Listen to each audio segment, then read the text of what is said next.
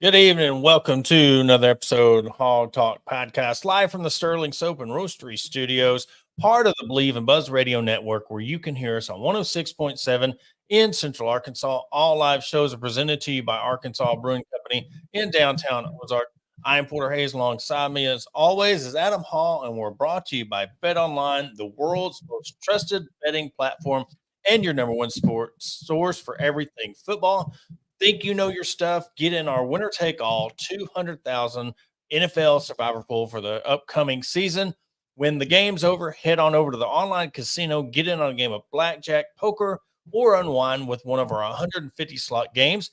Don't forget to use the promo code BLEAV to get in on the action. Bet online. The game starts here, and we got a stacked show tonight.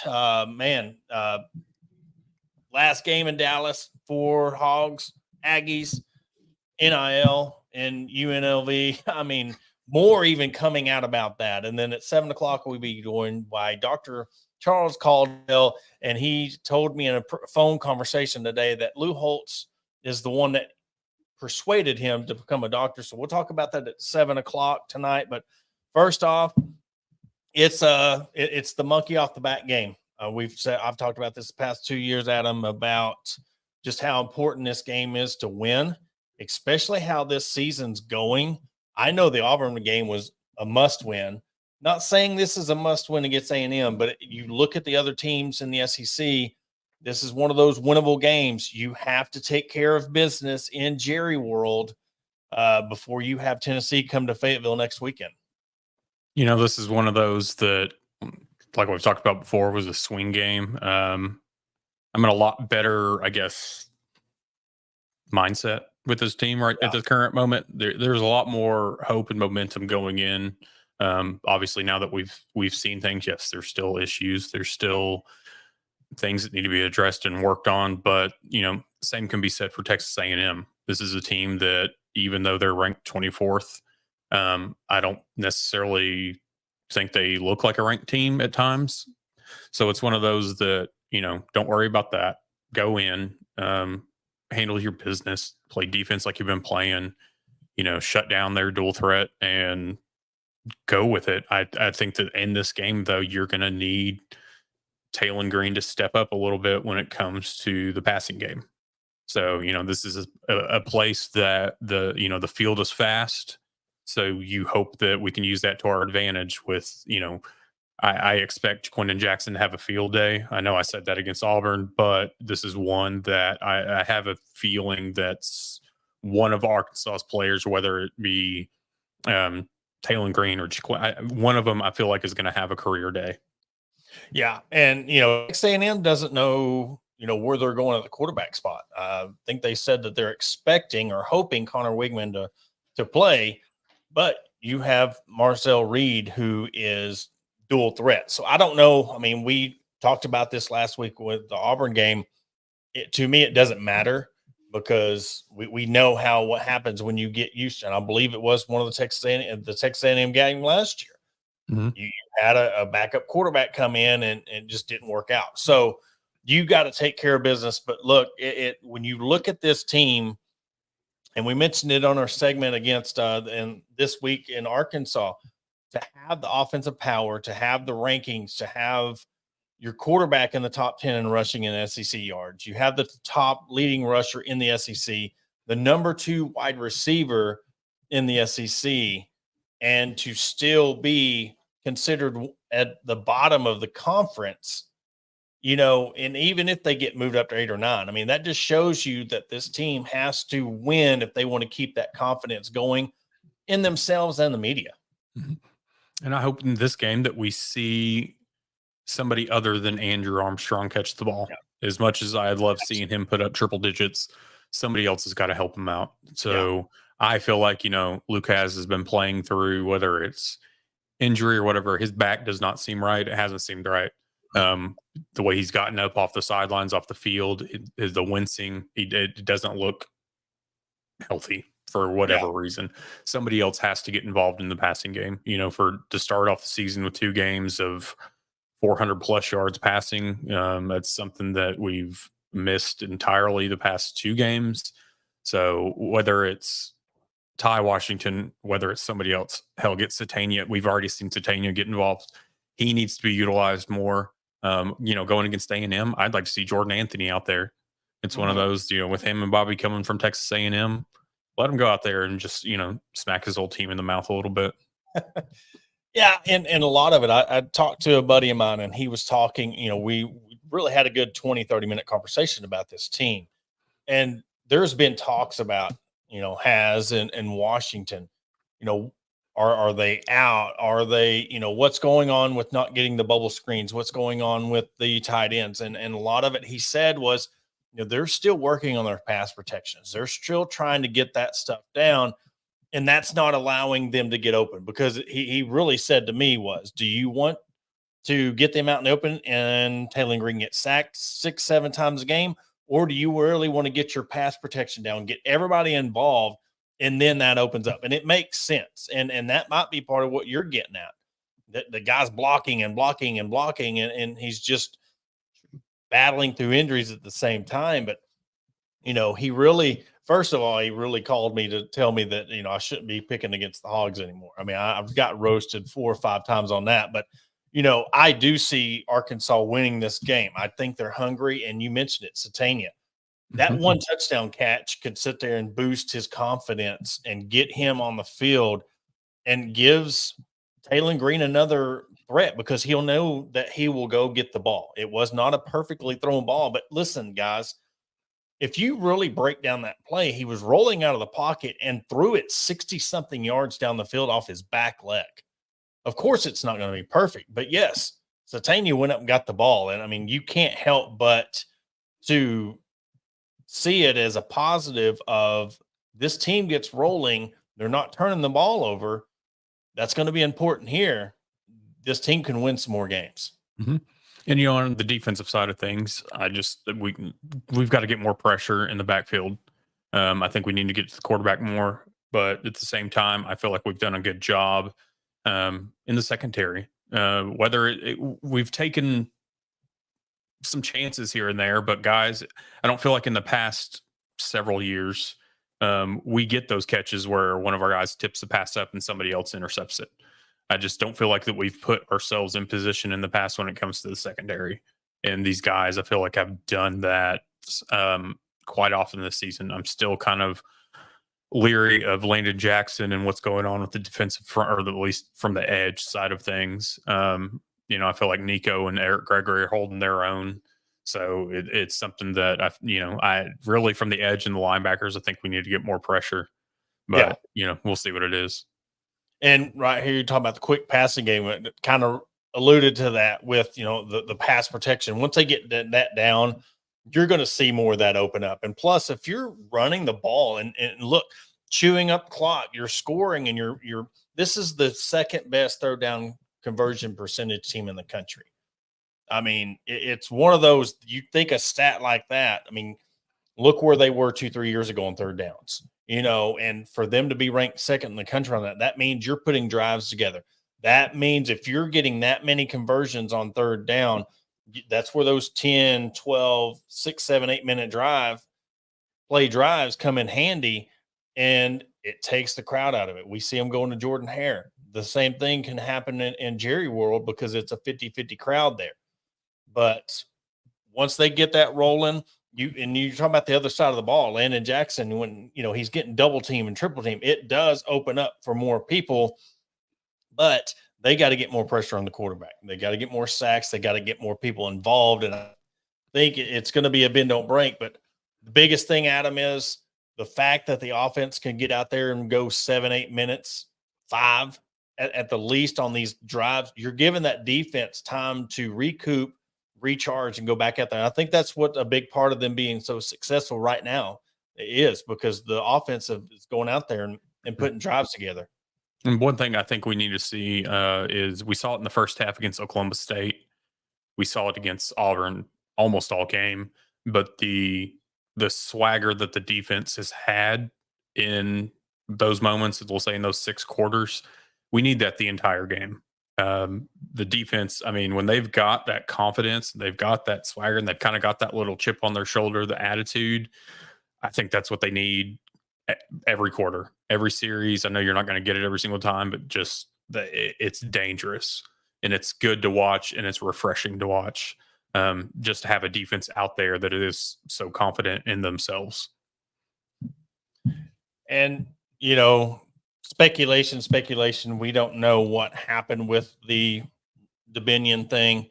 I mean, even if let's go back to that last promised playing time, but you know what? I mean, look what's happened with Jackson. I mean, he probably promised him something not going into this season. And when you have a guy like Jackson and then Hill, Taylon Green, I mean, it just depends on what is his definition of playing time and what's Bobby Petrino's definition of playing time. And when it comes to the running game, if it ain't broke, don't fix it. But I don't know exactly what happened. We just know that he's been suspended indefinitely. And I'll tell you what, we think it's bad here. We could be out west right now talking about another team and just how things are going with that program. With whatever's going on with the Binion, I've heard it's practice issues. I've heard that about, standing up for not getting playing time. I believe he went to Twitter about it too. It's one of those things that I know going into like fall camp or some point in the off season, I mean, he was injured. And then when he came back, he was dropped down on the depth chart and didn't regain his spot. Things like that happen. I mean, it's one of those things that you can't promise playing time and then get hurt and expect to come back and then just be everything's fine. You get you get your place back. Doesn't work like that.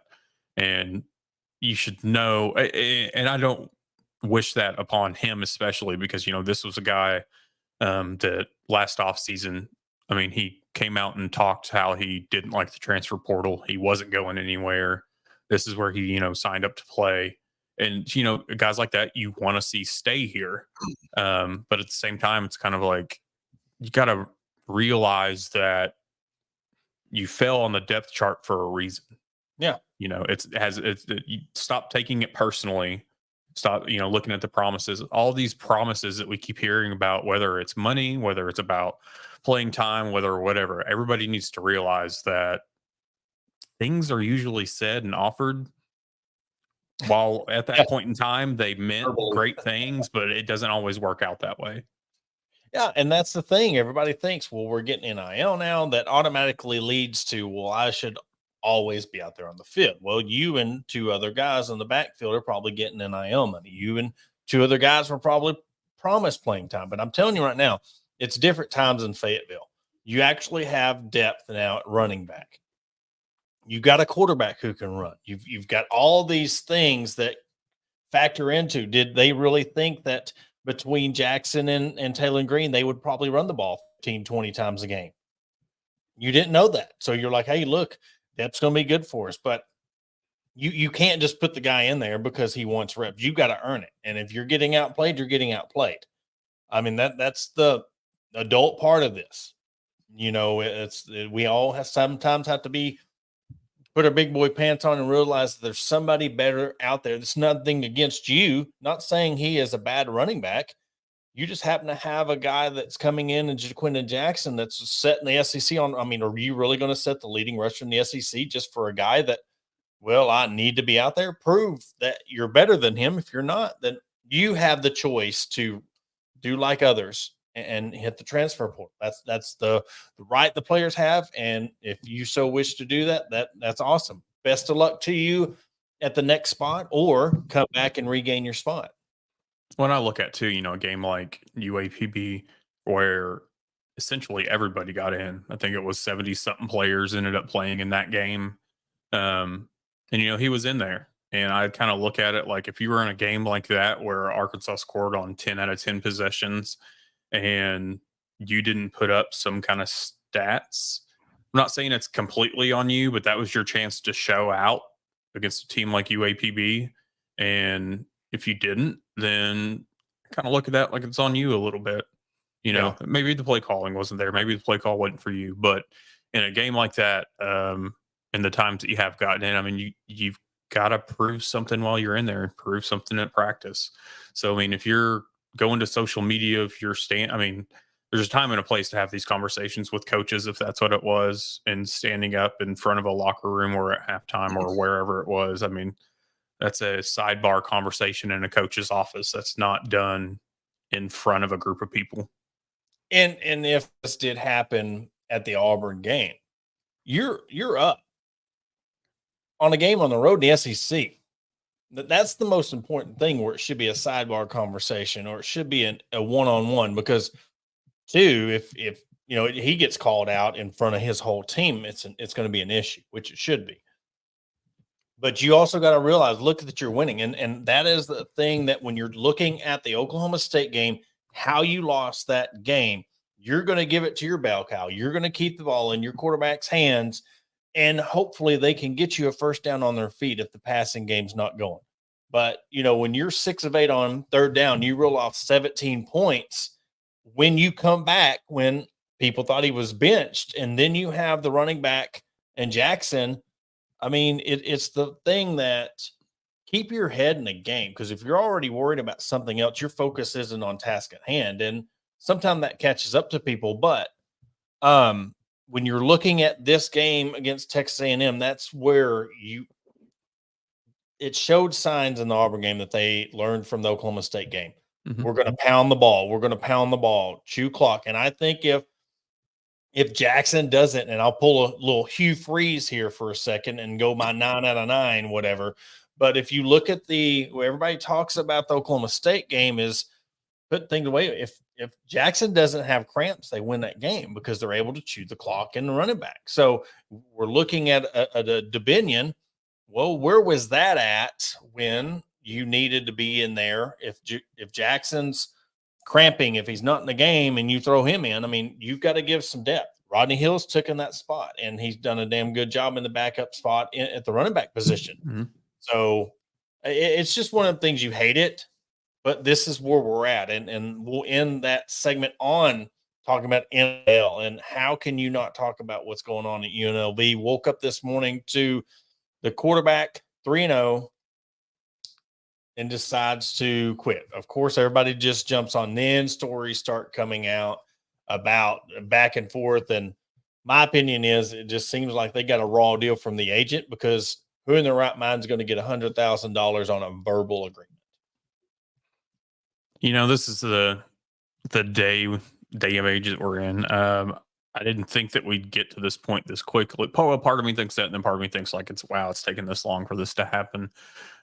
We knew that this was going to get messy. It was just a matter of when. You know, we've seen players get screwed over by NIL deals that the company, I guess, had it in the fine print that they got part of their NFL contract. I think there was a player from Florida that happened to.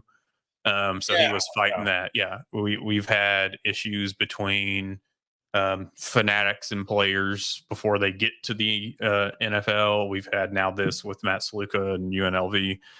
Something's got to get figured out.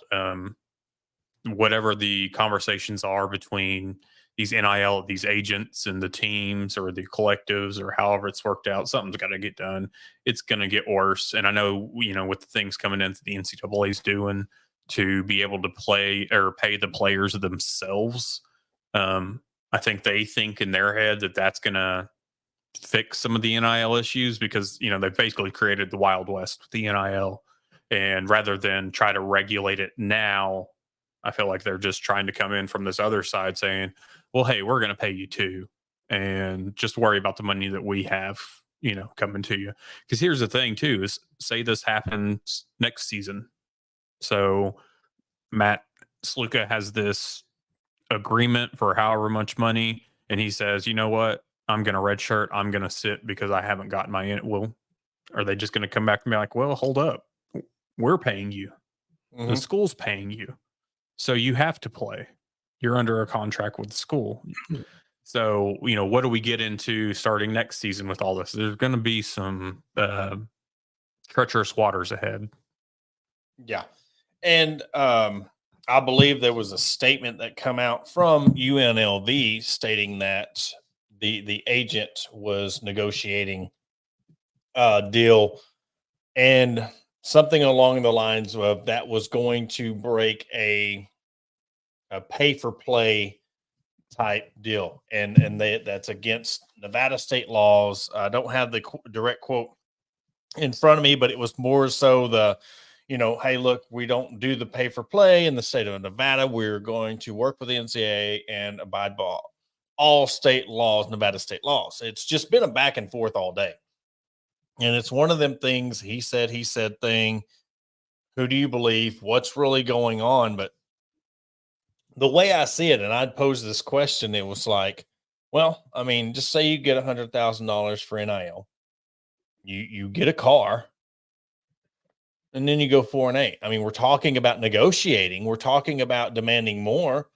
So what happens if you go out and you go 3-9, 4-8? Do you can the collective come after you for that money?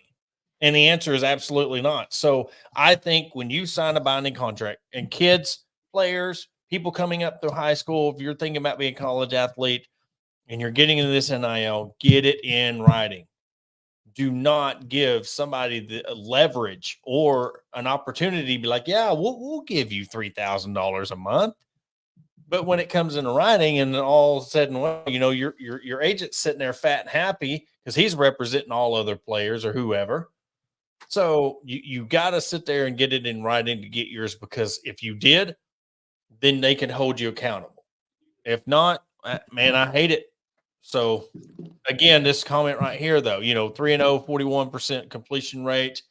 Where are you going to go? But another thing I want to say, this is not like an individual thing. You go to a cubicle and you're based on your performance. So what message does that send?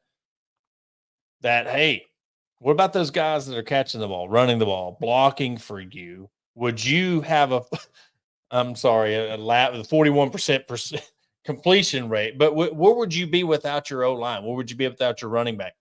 And you're building something amazing. And somebody brought up a good point the other day or earlier today. What if you go undefeated and you make the college football playoffs? Or what if you get to where you win a conference championship and you're in Reno, Nevada? You don't think there's going to be more opportunities? Call it a wash and build from it, learn from it, and move on. But this has just turned into a big fiasco. Well, and so I just pulled up UNLV's statement just to see what it said. And, I see in here, UNLV Athletics interpreted these demands as a violation of the NCAA pay-for-play rules as well as Nevada state law. UNLV does not engage in any such activity, nor does it respond to implied threats. UNLV has honored all previously agreed upon scholarships for Matthew Sluka. My thing with that is, so we're in this world that coaches aren't supposed to have these conversations with recruits, with players. NIL is not supposed to be discussed, yet we still see coaches answering media questions about it. We still see it going out there that, even Arkansas included, that Coach Calipari got, $5 million for NIL. We know these conversations are being had, but then the school gets to come back and say, no. Yeah. Sorry. Oh yeah, that's not how but it's one of those things. It's like, hey, we know you're talking to the players about this. You're not supposed to. And then when this comes out, they want to act like, well, we haven't done anything wrong. I mean, it's just one of those that they're kind of using it to their advantage, that coaches aren't allowed by rules to talk about it.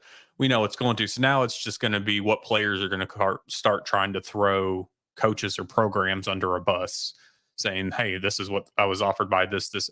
Here's the thing. Again, this goes back to, like we've said numerous times, this was never an issue before when we didn't know about these things publicly, when it was the, whether it be money in the McDonald's bag, under the table handshake deals, envelopes in the lockers when they get done with the game, whatever. Everybody turned a blind eye. But now that this is public, everybody's up in arms over it. Yeah. And John Neighbors, he brought up a real funny point. I mean, think about this. Going into this weekend, Arkansas sitting at 3-1 or 3-0 for just the record similarity's sake. You're ranked 25 in the country, and then Taylor Green's like, okay, I'm hitting the portal. I didn't get what would, not to get political here at all, because we don't do that on this show, but the funniest reply I said was that people would be at the Brule Center like they were at the Capitol on January 6th. I mean, it's funny, it's political, but it's true, because you could just see if that happened in Razorback fans or at Arkansas, especially having the year. You have a 3-0, 3-1 year. You got Texas A&M on the doorstep, potentially Tennessee coming to game day, and then Taylor Green's like, oh, I'm out. I didn't get my Nabisco contract or whatever, you know? And I look at it too, like, was this, because we don't know actually everything. We don't know the thought process. You know, when I first saw it this morning, I was like, oh, this is a guy that's going to go to social media. He's going to post this. He's basically going to just try to put a gun to their head, you know, proverbially, and say, you're going to give me my money or I'm not going to play. And they were like, no, we're not. So that's that. You know, it's one of those that he tried to get the upper hand, and it doesn't look to have worked out in his favor. And honestly, at this point, if I was UNLV and this has happened, I wouldn't let him come back. No. You know, okay, you want to do your red shirt, you don't want to be on the team anymore. Guess what? You're not going to be. We're not going to give you the opportunity to come back. And hopefully, you know, the no nonsense type that I feel like Barry Odom is, I hope that we don't see him again in a UNLV uniform, just for their sake. Just stand on your business, let him go, let him be done. Here's the issue then too, is he's going to be hard pressed to find a team at UNLV's level or better to go to after this. And now the Ross Dellinger, someone did ask Ross, can Matthew Saluka return to UNLV? His agent, Marcus Cromartie, says it's up to Barry Odom. Matt has been open about wanting to play football, but $3,000 a month for the next 4 months just isn't fair. So I don't think you could make a demand of $3,000 a month and then, but that's on the coach. You know, that's not fair. And I don't think that's very responsible to say you're getting $3,000 a month. Because guess what? Now all these quarterbacks are looking around. I'm sitting here 4-0 and I'm only getting $1,000. Now what are they? I mean, this just opens up a whole nother can of worms. But you're demanding $3,000 a month, sitting at 3-0, yes, but you're not you're not at Georgia, Alabama, or whatever. But I don't know. You say that you want to play, but yet you want $3,000 a month to play. Name, image, and likeness. I mean, really, outside of this, when I think of name, image, likeness, you hear that name, you know who they are. Mm-hmm. So, I mean, it is what it is on that part. But I know we're going to hear more out of this story the next coming days. I just have one request. EA Sports, if you're listening, go ahead and give us an update and take him out of the game. There you go. Just go pull it now. Delete him from the roster. There you go. Take your $500 back. Yeah. All right. Well, after the break, we're going to bring on Dr. Charles Caldwell from Baptist Health. And he's going to tell us how former coach Lou Holtz influenced him to become a doctor. We'll catch you after our break. Looking to enhance your home's curb appeal? Look no further than Vision Exteriors. As your trusted roofing, siding, and exterior experts, we're here to transform your property. Our skilled team ensures your job is not only functional, but also aesthetically pleasing. Along with roofing, we also offer window, gutter, and siding installation to boost your home's appearance with our quality options. Visit us at www.visionexteriors.com or call us at 479-397-4770. Let's make your vision a reality. Discover Wellness at Baptist Health. As Arkansas's largest and most comprehensive not-for-profit healthcare organization, we're here for you every step of your journey. Whether you need heart health services, orthopedics, or simply want to live well, Baptist Health has you covered. Visit us at 1001 Towson Avenue in Fort Smith or at one of our 250 points of contact all over the great state of Arkansas. From urgent care centers, senior living, to our primary and specialty care clinics, Baptist Health, for you, for life. Are you looking for your dream home in the heart of the Ozarks? Look no further than Hillbilly Realty. Located at 401 West Commercial Street in Ozark, Arkansas, our experienced team of professionals is dedicated to help you in finding the perfect property. Whether you're buying or selling, we're here for you with a commitment to excellence, customer service, and local expertise. We make the real estate process seamless. Call Bill Brockett today and team at 479-667-4135 to start your journey with Hillbilly Realty, where every property feels like home. Welcome to Vulcan Sporting Goods, your premium pickleball supply company right here in Hot Springs, Arkansas. Explore our premium pickleball equipment featuring pro endorsed gear and accessories. Whether you're a seasoned athlete or just starting, Vulcan has something for you. In pickleball gear, you can discover a collision of style, athleticism, and technology with our durable products. Excellence meets innovation at Vulcan Sporting Goods. Visit our website at www.vulcansportinggoods.com to explore our collections and stay updated on the latest highlights by following Vulcan Pickleball on social media. And welcome back to the Hog Talk podcast. We bring on Dr. Charles Caldwell from Baptist Health to join us via the Meadows Lumber hotline. And thank you for coming on. Interesting conversation with you about your start, your playing days, where you played, and then how certain Razorback coach influenced you to become a doctor. So thank you for coming on today. Well, I appreciate the invite, Porter. I'm not sure I would have told you that story if I don't know how wide it was going to get out. So, now I'm a little embarrassed. But no, that's fine. So talk about, your background, where you went to school at, and you said that your family season ticket holder to the Razorback. So you're very familiar with the Razorback program. And what would you have done with NIL back in your day? Well, yeah, I've been a Hog fan all my life. My first football game was I was about 3 years old and went to the big shootout. I don't remember much, except I remember my dad looking like he was about to cry at the end of that. That's my memory of the game, and I got to go because Mom didn't want to go. But I've been to a whole bunch of Razorback games over the years. I grew up in Oak Grove, just outside North Little Rock, and played high school football, but wasn't a college football player. And I don't know, NIL. I think these kids deserve compensation. I mean, back in the day, the dirty little secret with friends of mine who played college ball, where they got their laundry money, they'd sign up for a bunch of classes and sell back their book money. They'd drop the classes and sell back their book money, and that's what, if you come from a poor area, that's what you use to go out on dates. I mean, and so, we've gone from that to now, they're driving around leased Ferraris and got, specially made suits and, dropping, like your conversation, dropping out on their team, 4 games into it. So because they're not getting enough money.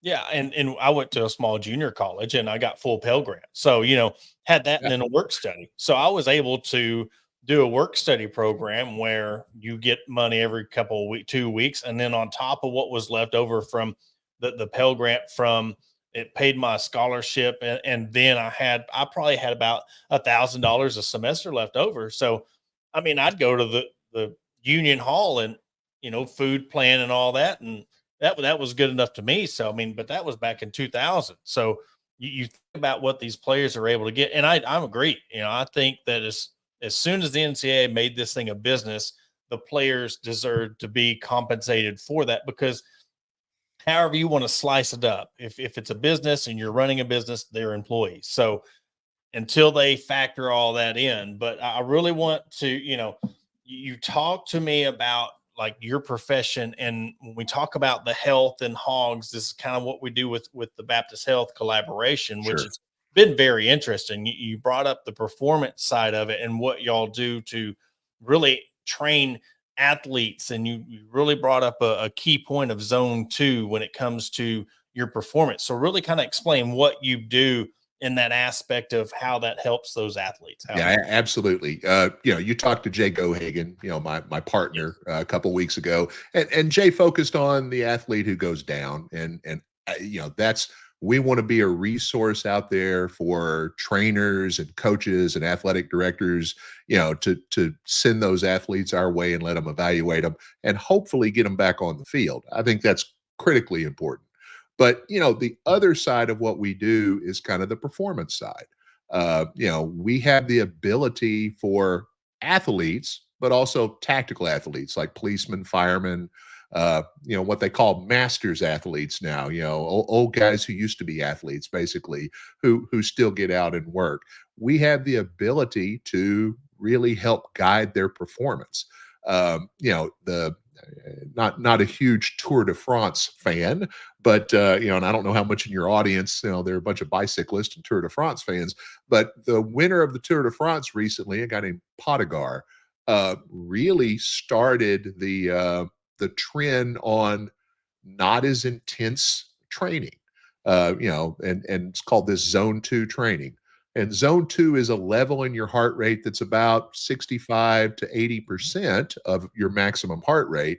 And you try to train at a relatively low level for longer periods of time. One, you don't hurt yourself as much. Two, you can come back and train just as hard the next day. You recover a lot easier. And what they've proven in the cycling world is you actually improve performance.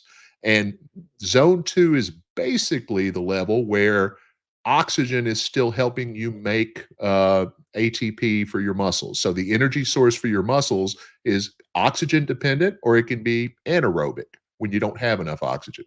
And above zone 2, you get into the anaerobic phase. Well, in that phase, you're starting to make acid in the muscles. The muscles are kind of doomed to fail if you get in that phase and stay in it. So, you and I talked briefly, the Jaquindon Jackson. Mhm. Arkansas beats Oklahoma State if he doesn't cramp up. Well, his muscles got in that phase either through hydration or training or heat or a combination of all of them, likely, because those guys really train hard. But, he got out there and started cramping up. That you can't overcome that. IV fluids help, but once that happens severely, you're done for the day. And so what we try to do is work with athletes and kind of find their zone 2. We can do exercise stress tests called cardiopulmonary stress tests, where we measure oxygen consumption. We look at the production of carbon dioxide, and we can actually determine exactly the heart rate at when you go anaerobic, and then set your training levels and give you an exercise prescription to work on that. You can even come back 12 weeks later and see how it's changed. See how your workouts and your training have improved that. So it's one of the relatively new things that is kind of exciting in looking at athletes, and even more senior athletes or tactical athletes.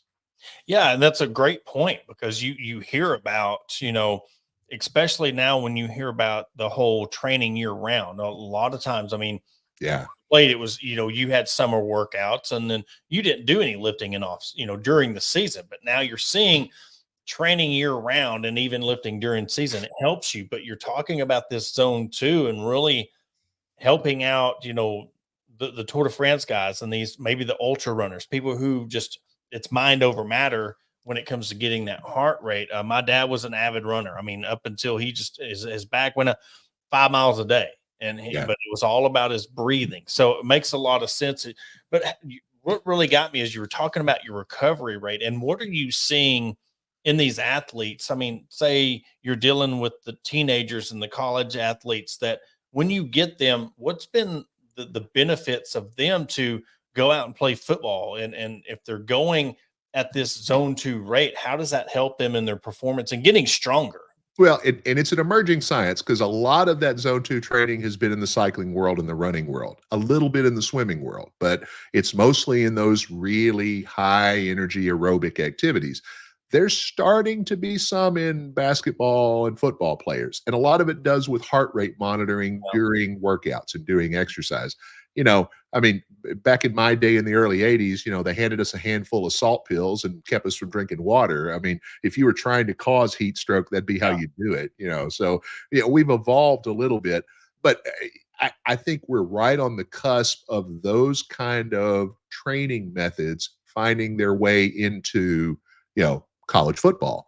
The Razorbacks have an incredibly sophisticated program up there for training. I mean, they're fantastic at it. But what if you can monitor those heart rates, keep them in that zone 2, zone 3 level for a prolonged period of time during warm-up workout, and manage how they handle those early season games, manage how they're cramping up. All coaches are looking for that advantage, that edge, that will keep them. And, you got a star player you can keep on the field for another couple of series, just like at Oklahoma State. It can be the difference between winning and losing. Yeah. And also, thing we've heard every person that we've had, every provider, they're talking about the hydration. And when you think hydration, you just think about water. But really, like me, if I don't eat a lot of salt in my food, I add a little bit of salt in my water throughout the day, or I've even drank pickle juice because I mean, it's Yeah. just one of the things that I've always, and I was kind of debunked on it, kind of felt bad that I was debunked because I was like, okay, pickle juice, live by it. But he's like, no, there's not really any studies that show that it helps. Now, if it works, good for you. And I know people live by it, but what Uh, other things can you really hydrate when we talk about it? It's just like water, but I know Well, what people stop water. water's the basics, but if you're drinking a bunch of water, basically, eventually the water just goes through you. Mhm. You're taking it in and you're putting it out. The secret for the Gatorades back in the day and Propel and Powerade and a bunch of those things now are they're water with electrolytes and a little bit of salt. And it's that salt and electrolytes that actually makes you hold on to the water. So you're able to keep it in your system, potentially more in the muscles. You don't get dry, you don't get as dehydrated as easily. And so that improves your performance because, you're kind of holding on to it a little longer. It takes a little longer for the kidneys to mobilize those electrolytes than it does just water. Yeah. Now, water's critical, when it's hot especially, but the reality is a little working in a little Propel or, there are some certainly new ones that have less sugar in them that are better for old guys like me, but those kind of things are really critical, especially in the heat. Yeah. And I stick to a zero, Gatorade Zero, or Yep. I'll do a Pedialyte because it's a lot Hey, better and on that your. works really well. And yeah, I mean, between Pedialyte and pickle juice, I mean, when I was playing summer softball all summer long, I mean, I had that handy on tap because I mean, it just helped me so much from the cramps because when you get later on in life, you get a job and they're like, when you're thirsty, it's already too late. When you can feel your mouth getting thirsty, you're already dehydrated. And when we talk about the hydration, just nail on really the importance of preventative hydration. People think I'm going to drink water today to help me get through the day, but that nighttime before you're going to do, or even 2 days, how far out would you say it's very important? Say games on Saturday, when is it really important to hone in on your hydration?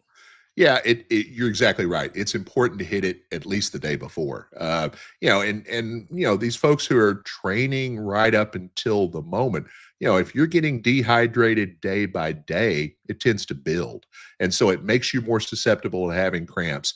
And a lot of times, you can't overcome that in a 6-hour period right before you perform. What we're seeing is diet matters. Eating clean.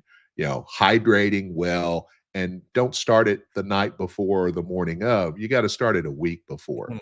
And in football and basketball, it's a continuous process because those guys are playing, in football a game a week, in basketball 2 games a week. And so, it's almost a continuous thing for those guys. And for a college athlete or even a high school athlete these days, it's a job. You really have to work at it on a daily basis. And I want to drop down to like the kid, middle school, high school level. These kids that are playing sports year round, they're playing travel ball. Yeah. You go to a volleyball weekend and you're playing 4 or 5 games a day, or a softball, you're playing all day. Those kids that don't have that workout program, or those kids that are in school ball and they're trying to one stay hydrated, but you're talking about this zone two. What things can they be doing at their own home? What things can they be doing on their own to really help them with this new age of this athletes that are playing year round sports? Well, you're right about the specialized athlete. Back in my day, I lettered in 3 or 4 sports. Part of it is I did everything I could to stay out of off-season football. I didn't want to go lift and run, so I'd play baseball or basketball. But these days, I mean, kids play football for a long time. They play basketball year round, travel baseball, and softball.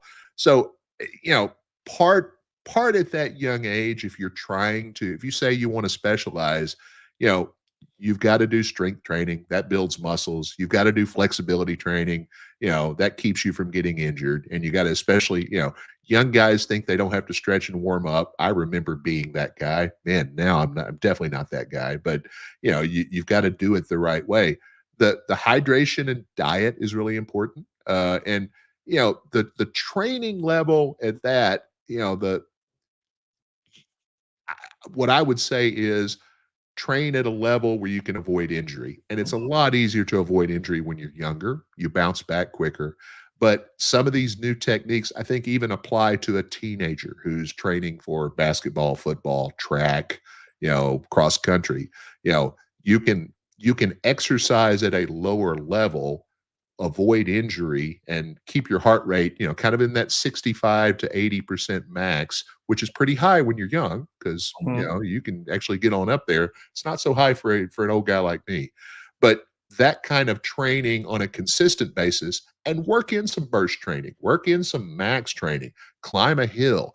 These guys aren't doing all of that zone 2 training, but it does make up, the vast majority of their training. And then they're doing other things. Strength training is very important, I would say, for a young kid too. And now, the parents, I guess it could be kind of this along the same similar lines when it comes to, just awareness, what to look at, because, we're seeing a lot more injuries. We're seeing heart problems. We're seeing kids getting cramps, especially earlier in the year. What are some preventative steps that, parents or coaches? I think one of the best things I've seen was coaches are trained to have a defibrillator on site. They're trained in CPR, and having those resources at these games, I think, has been very beneficial. But what can parents and these trainers do to really look the warning signs and to really help these kids where they can get through a full workout? Yeah, I think on the care of the athlete and trying to prevent catastrophic things, the coaches training that's become mandatory, the trainers that are available, are such an improvement. Having AEDs, having for events, football games, basketball games, especially football, they have EMS available right there on site. So for those catastrophic things, I think we put into place in Arkansas a great program, and lots of credit to the legislature and folks that do that. To answer your question on the training side, I think a lot of helping with those cramp problems is focusing on the hydration, focusing on eating right, and early recognition of those problems. Stretching helps a ton for the young athlete, and they tend to kind of blow that stuff off quite a bit. But getting your body ready to perform earlier in the day before the actual performance is just as critical as what you do out there. Because if you run a part of a race and cramp up, you still finish last. I mean, so you've got to be able to perform the entirety of the race or the game or all of that. And your performance is predicated on, having diet, nutrition, hydration, all that right there. And, switching back to the football side of the thing, I know you alluded to the Oklahoma State game, but, heading into Jerry World against Texas A&M, what are your thoughts on this season? I mean, it's not been perfect.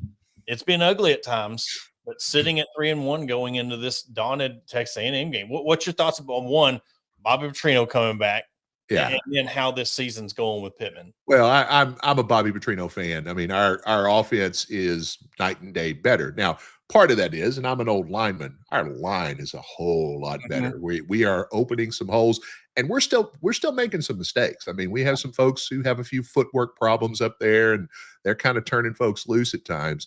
A mobile quarterback cures a lot of ills on the line too. But I'm excited about this team. I think they're a team that you're going to see get better through the year. Talon Green is a talented athlete. There's no doubt about it. I'm not quite sure he's a great quarterback, but he's a great athlete. And so I'm very interested in seeing how he progresses through the year. We've got some solid running backs. I am very happy with what our defense has been able to do so far. This game this week is a critical game for us. I think this is really going to determine where we are in the pecking order in the SEC, and do we have a chance at a decent bowl, not just making a bowl? Exactly. I think there's a lot riding on this game, and honestly, a lot riding for both teams. Jerry World has been a house of horrors for us for the last decade. I mean, it's just been Yeah. we have been so close. We played a lot of good games there, but made relatively dumb mistakes that have cost us games. I think we're going to pull it out, but you know, I'm pretty much a homer for the Hogs, so it's tough for me to take off my hog hat sometimes. Well, I've been told by a close friend of mine in the media that, he said, look, from what I've seen on the inside, what I've seen with what coaches are telling me, what the players are telling me, this is a different team, and they're ready to get things clicking. That's the thing that's holding them back, turnovers and just not clicking. But I know that they're ready to get this game out of Dallas. It's just always been, we talk about the Little Rock game hurting recruiting. I just think with not having that much luck in Dallas has really helped the recruit or hurt the recruiting. But, those Central Arkansas fans, we get this game out of Dallas. Maybe that opens up the opportunity to be playing more games in Little Rock. I don't know. Yeah, and I'm a Little Rock guy. I grew up in Little Rock. I will tell you, my personal opinion, the games need to be in Fayetteville. It's just such a nicer stadium. It's such a nicer experience. I'm a little bit excited about the ASU game next year. It's been a long time. We've never played them. They've been dying to play us. I suspect they won't like what they get, but we'll see. But I think that kind of game could be an event for Little Rock. But for the most part, playing UAPB, playing Louisiana Monroe down there, you kind of get what you had the other day, which is it's a hot evening, it's a middling crowd, and it's an opponent that you're going to absolutely dominate. That doesn't make for a great atmosphere. It may not have made for a great atmosphere in Fayetteville, but it's a much nicer stadium up there. Easier on the team too. Oh, Sam Pittman has basically said Auburn's about to play their 5th straight home game. We played 1 home game. Well, he's talking about Jerry World and War Memorial not being a home game, and so I think we need to get as many games in Fayetteville as we can. Exactly. When you look at the schedule, I think they only got 2 more road games. You got 6 home games and 2 road games. So, it ends up leveling out. But I really want to thank you for your time. I tell all of the providers, I really like this partnership that we've come on and give people a chance to talk sports, but yet give them awareness and talk about performance, hydration, heat issues. And it's been really fun. And if you don't mind, to hit the Lou Holtz story, I'm a doctor because you led with that, and I never really told the story. I took a recruiting visit to Fayetteville way back when. I was a decent high school football player and got to meet Lou Holtz in 1982. And he said, "Son, you're a little too small to be a center," where I played center, and a little too slow to be a defensive end. I went both ways. But we'd love to have you walk on. And the very next week, I got an interview at Hendrix for a scholarship that I ended up winning. So, I owe Lou Holtz for being a doctor because I went to Hendrix and made it to med school and have a pretty good medical career because of it. So there's my Lou Holtz doctor story. What a way to end the show. All right. Hey, Well, I appreciate your time too. Yes, Thank you. Yeah. Well, that will do it for this Wednesday edition of Hog Talk Podcast, presented to you by Vision Exteriors. Also want to thank all of our sponsors for the show. Don't forget, on Thursday, we'll have This Week in Arkansas coming Thursday evening. And then again, the Hog game on Saturday at 2:30 against Texas A&M. Hopefully we're coming back to you on Sunday talking about a great weekend and a win, and we'll catch you on Sunday.